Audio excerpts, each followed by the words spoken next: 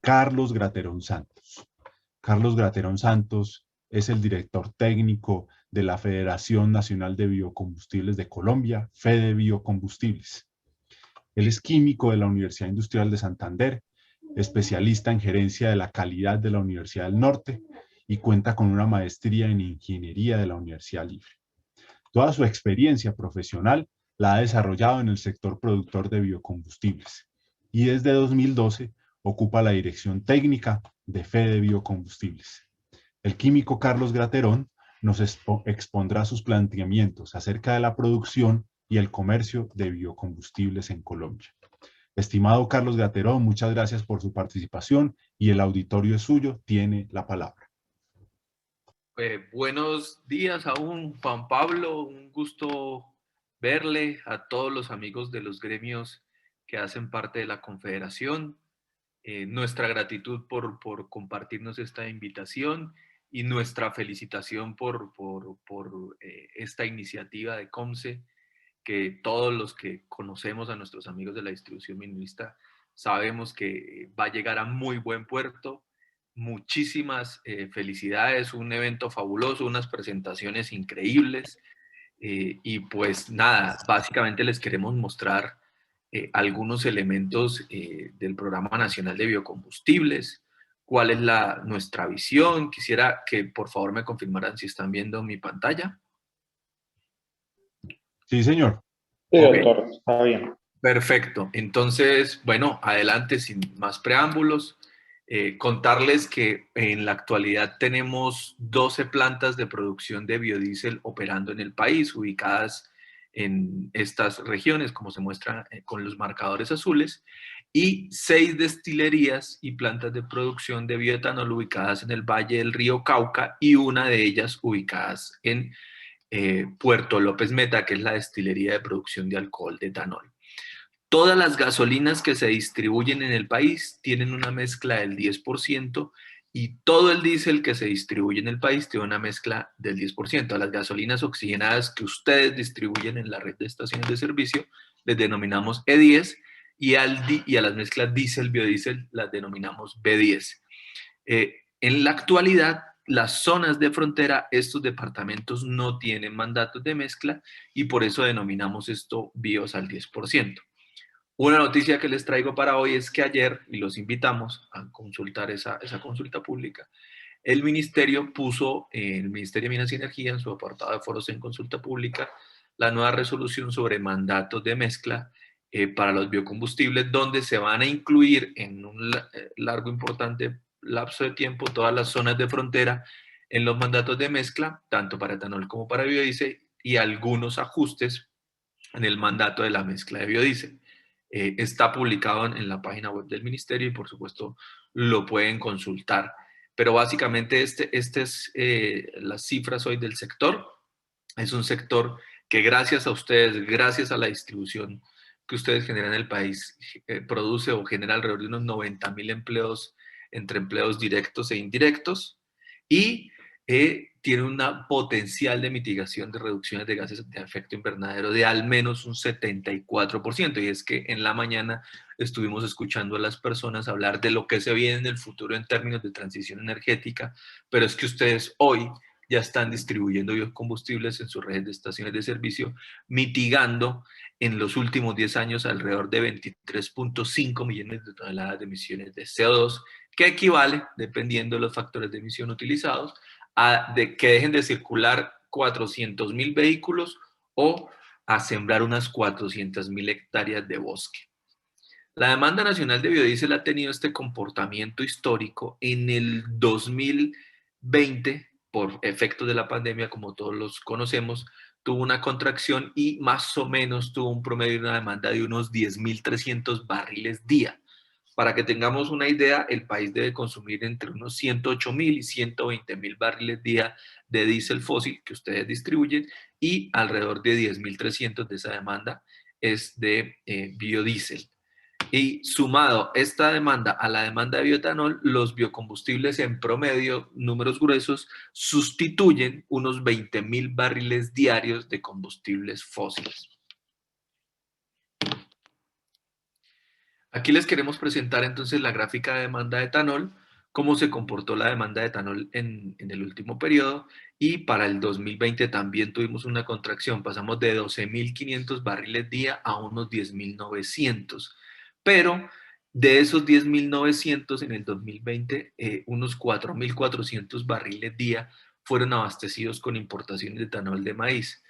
La Federación Nacional de Biocombustibles puso en conocimiento del Ministerio de Industria y Comercio esto, una demanda formal en todos los procesos o siguiendo todos los lineamientos legales establecidos en los diferentes tratados de libre comercio, y es así como el Ministerio de Industria impuso unas medidas compensatorias para la importación de etanol, los derechos compensatorios como se denominan, y bueno, pues vamos a ver cómo evoluciona esto en el marco del 2021. Como lo hemos dicho en varias presentaciones anteriores, pues este es un problema enorme para la producción local que pone en riesgo la agroindustria y los beneficios que esta genera, incluyendo toda la movilización de economía que hay alrededor de los temas de la demanda de etanol. El Programa Nacional de Biocombustibles, entonces, en el 2015 fue evaluado por el Departamento Nacional de Planeación, haciendo un seguimiento estricto de los objetivos que se plantearon, y básicamente contrató una empresa cuyo nombre es Econometría para que evaluara la relación costo-beneficio del Programa Nacional de Biocombustibles, y encontró esta firma que en un análisis entre el 2010 y el 2025, la relación beneficio-costo del Programa Nacional de Biodiesel es 3.31 a 1. Esto teniendo en cuenta los beneficios ambientales, los beneficios por empleo directo, los beneficios por empleo indirecto y la reducción de emisiones de gases de efecto invernadero. El Programa Nacional de Etanol también fue evaluado, también está publicado en el DNP, y también se encontró que tiene un potencial de mitigación de emisiones de alrededor del de una relación beneficio-costo del 1,82, otra vez en el mismo periodo de tiempo del biodiesel, y teniendo en cuenta la misma correlación entre beneficios y costos asociados del programa. Ese es, digamos, una radiografía muy rápida del sector productor de biocombustibles en la actualidad.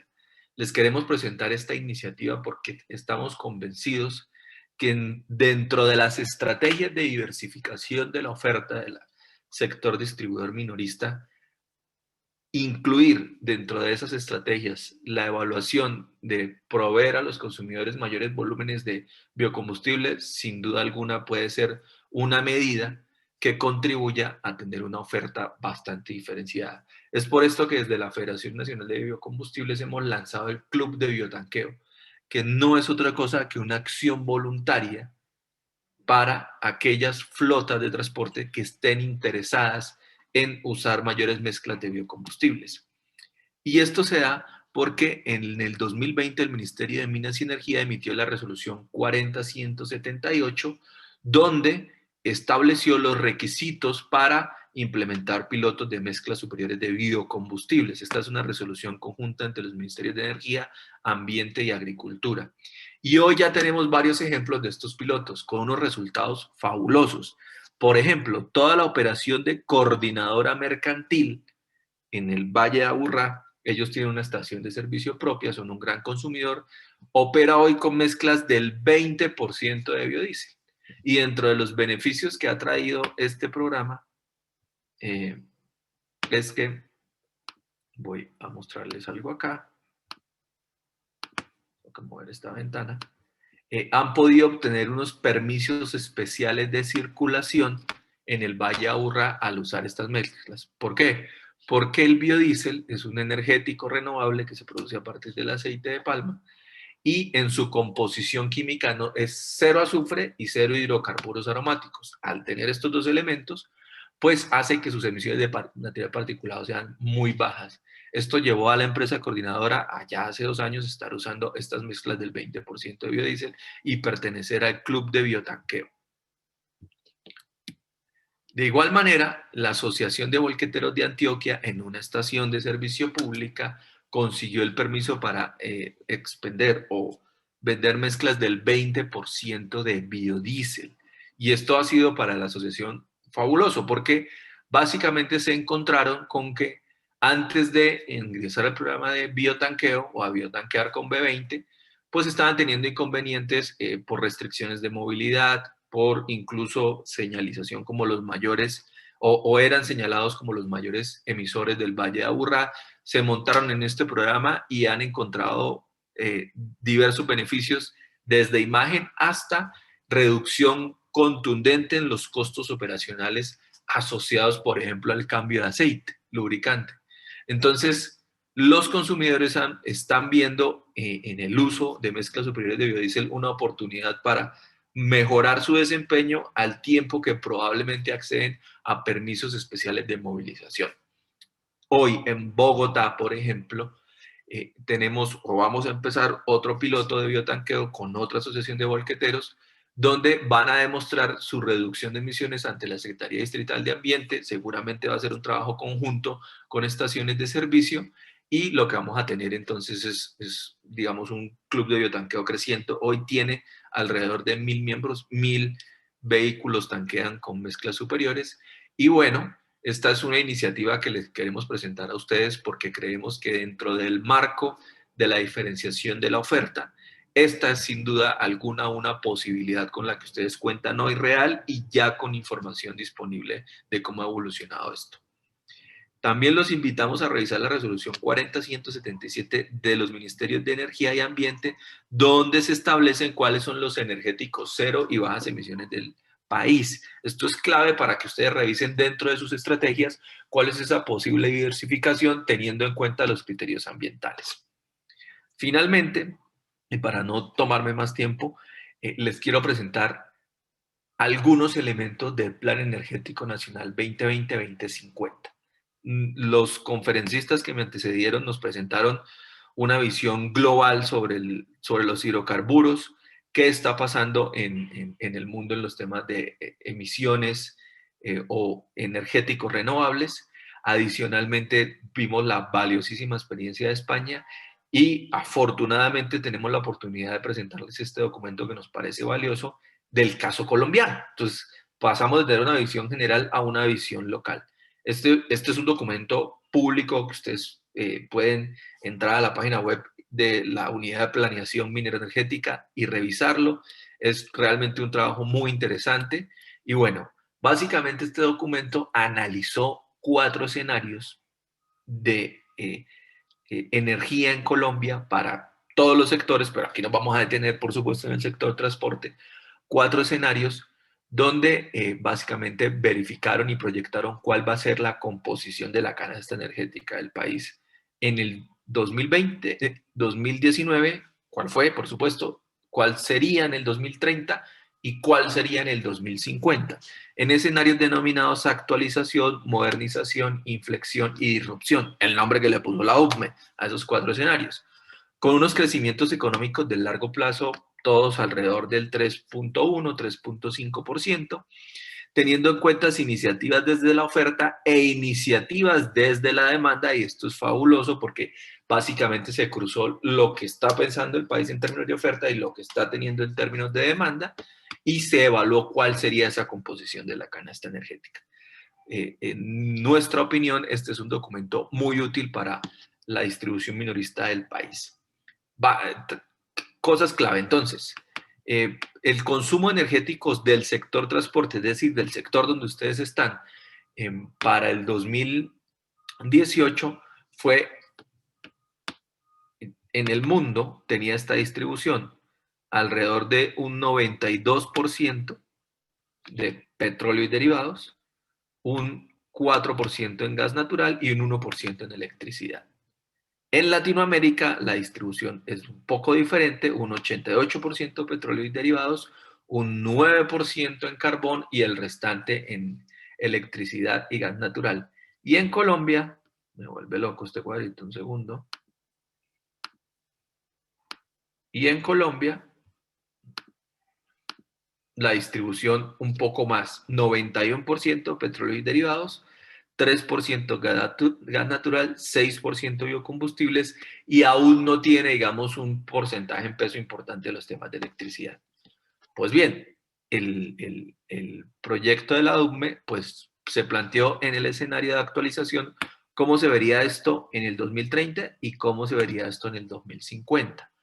Para el caso de el petróleos y derivados están incluidos los mandatos con biocombustibles, entonces al 2030 en el primer escenario de la UCME, el 91% del país todavía tendría una canasta energética con petróleo, derivados y biocombustibles, y al 2050 en cambio también.